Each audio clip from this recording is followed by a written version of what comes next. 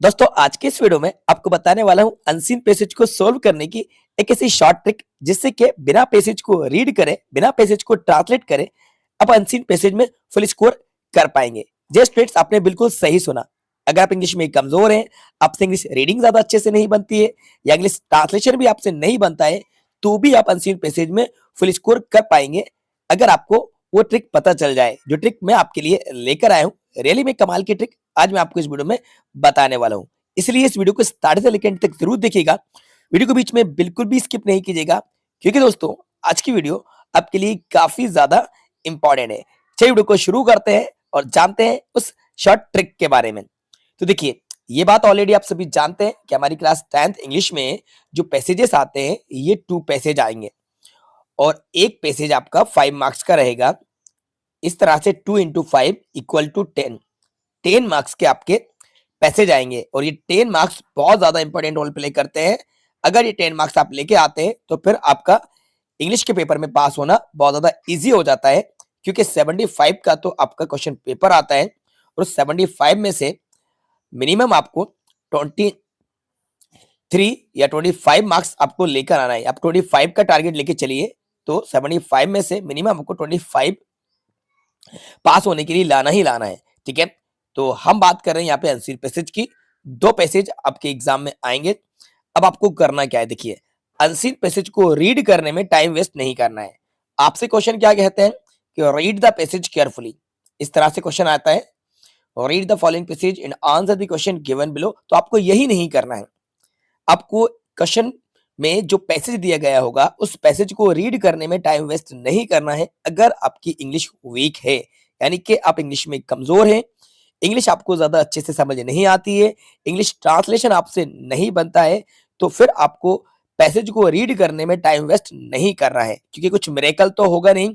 Automatic आपसे translation तो बनने नहीं लगेगा, ऑटोमेटिक रीडिंग नहीं बनने लगेगी क्योंकि आपने पहले से इंग्लिश को अच्छे से नहीं पढ़ रखा है। तो पैसेज को रीड करने में टाइम वेस्ट आपको बिल्कुल भी नहीं करना है। फिर क्या करना है, सब्र रखो, बिल्कुल मैं आपको बताऊंगा करना क्या है। फिर आपको ये करना है कि सबसे पहले आपको क्वेश्चन को रीड करना है। क्या करना है बच्चों, सबसे पहले आपको क्वेश्चन को रीड करना है और क्वेश्चन भी अगर आपसे पूरा अच्छे से रीड नहीं बने तो वर्ड को आपको यहाँ पे देख लेना है। इतना तो आपको समझ में आ जाएगा कि यहाँ पे कुछ क्या लिखा हुआ है, यानी कि जो सेंटेंस यहाँ पे नीचे लिखा हुआ है वो सेंटेंस को ऊपर हम मिलाएंगे अभी। तो आपको सबसे पहले नीचे आके टूटा फूटा क्वेश्चन को रीड करने की कोशिश करना है जितना भी आपसे आधा अधूरा बने। ठीक है, इसके बाद आपको ऑप्शन की हेल्प लेना है। क्वेश्चन को रीड करके डायरेक्टली पैसेज पे नहीं जाना है, क्वेश्चन को रीड करके आपको ऑप्शन की हेल्प लेना है। और ये जो 4 ऑप्शन आपको मिलेंगे उन 4 ऑप्शन में से आपको उस ऑप्शन को पैसेज पैसेज से टेली करना है, पैसेज से मिलाना है जो पैसेज में दिया गया होता है। और कमाल की बात यह है कि जो आंसर आपके पैसेज से मैच कर जाए वही आपका राइट आंसर होता है। क्या होता है, वही आपका राइट आंसर होता है जो आंसर आपके पैसेज से मैच कर जाता है। ठीक है, आपको समझ में आया मैंने क्या बताया? मैंने आपको यह बताया कि सबसे पहले आपको पैसेज के क्वेश्चन को रीड कर लेना है और उसको रीड करने के बाद जो ऑप्शन है उन 4 ऑप्शन को देखना है।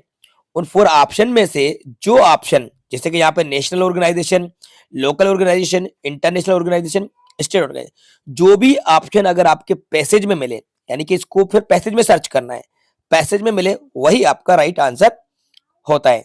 ठीक है, एक बात। दूसरी बात, जो आंसर को आप फाइंड आउट करेंगे तो आंसर को फाइंड आप पैसेज की स्टार्टिंग लाइन से करना है। कैसे करना है बच्चों, स्टार्टिंग लाइन से करना है। ज्यादातर होता ये है कि फर्स्ट क्वेश्चन का आंसर फर्स्ट या सेकंड लाइन में मिल जाता है, सेकंड का आंसर उसके बाद, थर्ड का उसके बाद, फोर्थ का लास्ट में सर्च करना। कभी कभार ऐसा रेयर कंडीशन में होता है कि आपको फर्स्ट का आंसर लास्ट में या पैसेज के बीच में कहीं मिल जाता है, लेकिन ज्यादातर 90% क्वेश्चन के जो आंसर होते हैं वो स्टार्टिंग से ही मिलते हैं, यानी कि फर्स्ट क्वेश्चन का आंसर फर्स्ट सेकंड लाइन में, सेकंड का उसके बाद। ठीक है, चलो प्रैक्टिकली मैं आपको यहाँ पे इस ट्रिक को बताता हूँ, ये ट्रिक कैसे काम करती है ये मैं आपको यहाँ पे सिखाता हूँ इस पैसेज से। ये पूरा एक पैसेज है, पैसेज को हमने बिल्कुल रीड नहीं करा है, विदाउट रीडिंग हम इसको सोल्व करेंगे, आंसर को फाइंड आउट करेंगे। हम यहाँ पे आए क्वेश्चन पे और क्वेश्चन को हमने रीड करा, right cross society is an. ठीक है, अब यहाँ पे फिलअप्स आ गए हैं। Red cross society is an, अब ऑप्शन हमारे सामने national organisation, local organisation, international organisation, state organisation. ठीक है, हो सकता है आपसे ये ज्यादा अच्छे से ना बने रीड करते हुए, लेकिन आप ये चेक कीजिए कि ऐसा कहाँ लिखा हुआ है पैसेज में और उसके बाद कौन सा ऑप्शन आया है। चलो ऊपर चलते हैं। तो जब स्टार्टिंग से मैं रीड करूंगा, you must have heard the name of red cross, red cross society is N, ये नीचे आया था क्वेश्चन में। इसके बाद मुझे दिख रहा है इंटरनेशनल ऑर्गेनाइजेशन। ऑर्गेनाइजेशन वर्ड मैंने मैच कर लिया, आपके तरीके से मैं सोल्व कर रहा हूं। इंटरनेशनल ऑर्गेनाइजेशन मुझे यहाँ पे ये मिल रहा है और ये हमारे ऑप्शन में है। और कौन से ऑप्शन में? ये ऑप्शन नंबर सी में है, यानी कि नेशनल, लोकल, स्टेट ऑर्गेनाइजेशन। ऐसा पैसेज में कहीं भी नहीं दिखा है, सिर्फ एक वर्ड मुझे मिला है, इंटरनेशनल ऑर्गेनाइजेशन। यानी कि ये वर्ड हमारे red cross society is an, इस सेंटेंस को कंप्लीट करेगा। तो राइट आंसर होगा red cross society is an international organisation. तो इस ऑप्शन की हेल्प से हम आंसर के करीब पहुंच गए हैं और हमें राइट आंसर पता चल गया है कि ऑप्शन नंबर सी करेक्ट है। कैसे पता चला? हमने यहाँ the Red cross society is N, इसको मैच करा और हमें इंटरनेशनल ऑर्गेनाइजेशन दिख गया। इसके अलावा लोकल, बाकी के 3 ऑप्शन हमें पैसेज में कहीं पर भी नहीं मिलेंगे, सिर्फ ये मिला है इंटरनेशनल, और यही हमारा राइट आंसर है। समझ में आया ना आपको? ट्रिक ने काम करा। तो फर्स्ट का राइट आंसर क्या है? सी। अब देखते हैं सेकंड नंबर का क्वेश्चन। तो बच्चों हमारा सेकंड नंबर का क्वेश्चन है, who founded the Red cross society. Who founded, और नीचे नेम दिए हैं। अब इतने सारे 4 नेम दिए हैं तो हमें ये देखना है कि ऊपर कौन सा नेम आया है। ठीक है, ये 4 नेम है। तो अब ऊपर आ जाते हैं। तो ऊपर देखो, मुझे यही डायरेक्टली दिख गया सर हेनरी डनेट फाउंडेड।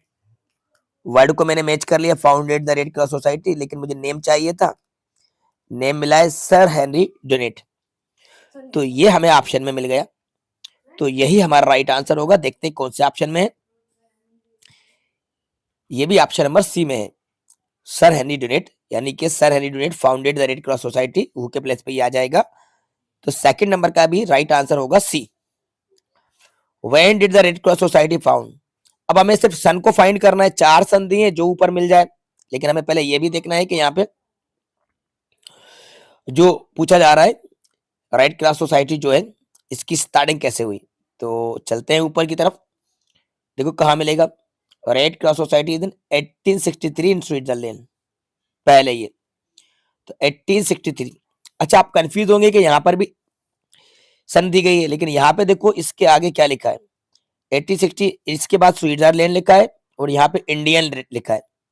तो यानी ये इंडियन रेड क्रॉस सोसाइटी की खोज हुई है 1920 में, और इंटरनेशनल रेड क्रॉस सोसाइटी की जो खोज हुई है वो 1863 में स्टार्टिंग हुई है इसकी।